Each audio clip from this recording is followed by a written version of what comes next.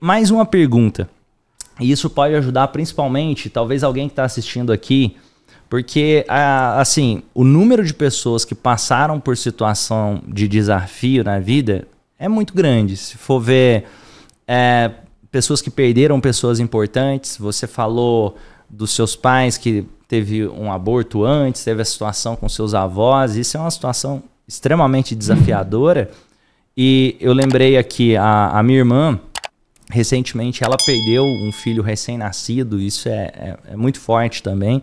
E o que você, na sua percepção, o que você teria para falar para talvez alguém que está nos assistindo e passou por uma situação de perder alguém querido, seja um pai, um filho, um avô, uma avó, alguém que é próximo da família e que teve essa perda? Como que você lidou e o que você teria para falar para essas pessoas? Como eu falei, eu passei por vários lutos, né? Passei por várias mortes. Inclusive, a mais recente, antes do meu filho, a gente teve uma perca também. A gente teve um aborto também, espontâneo, né?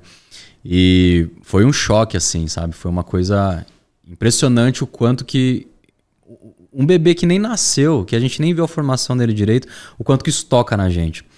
Mas foi interessante também, depois que meu filho nasceu, teve um dia que ele tava lá brincando, ele tava sorrindo, falando com a gente lá. E a gente falou assim, você já parou pra pensar que se tivesse a Yumi não tinha Hiro? Porque se ela tivesse nascido, a gente não ia ter ele, né? E a gente tava vivendo esses bons momentos. E a gente fez, eu e a Laís, a gente fez uma reflexão muito boa sobre o que foi a passagem da Yumi na nossa vida, né? Que foi a nossa filha lá. E a gente descobriu algumas coisas impressionantes, do tipo, se não tivesse acontecido o que aconteceu, nem eu, nem ela, a gente tava cuidando tão bem da saúde quanto a gente cuidou no ano que a gente teve o Hiro. A gente não se preparou tanto para um filho da maneira como a gente deveria estar se preparando quando foi o caso da Yumi. Então, ainda que tenha sido uma vivência ali de 3 meses só como feto, né, como uma possibilidade de pessoa que ia estar entre a gente, ela causou muita coisa, porque a gente passou praticamente mais 1 ano revendo todo o nosso sistema de vida. E as pessoas, elas têm essas capacidades, né? Principalmente quando elas chegam e quando elas partem.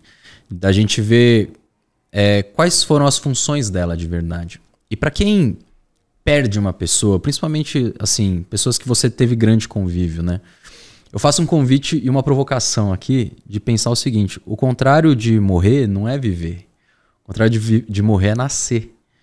E entre o nascer e o morrer tem uma vida inteira ali no meio. E quando você dá muita luz só para a morte de uma pessoa, você está invalidando a vida dela inteira. Então, olhar também para as obras que ela fez, olhar pelo que ela serviu, as lembranças boas que você consegue fazer e viver também por ela, é algo que a gente consegue fazer assim com muita potência na nossa vida.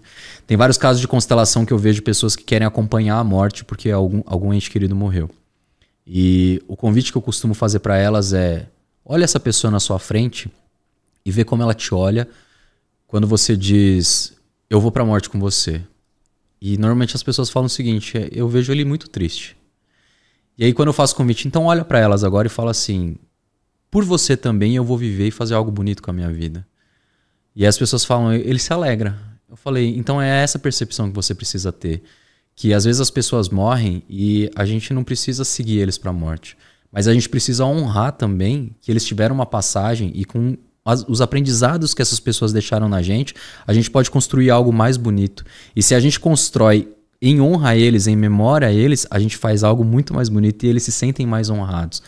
Então, para as pessoas que perdem, e eu sei que é muito difícil, eu não aconselho ninguém a fugir do luto, né? Eu acho que o luto é um período necessário para a gente processar as informações, para a gente entender os sentimentos, não reprimir esse sentimento, sente ele de verdade.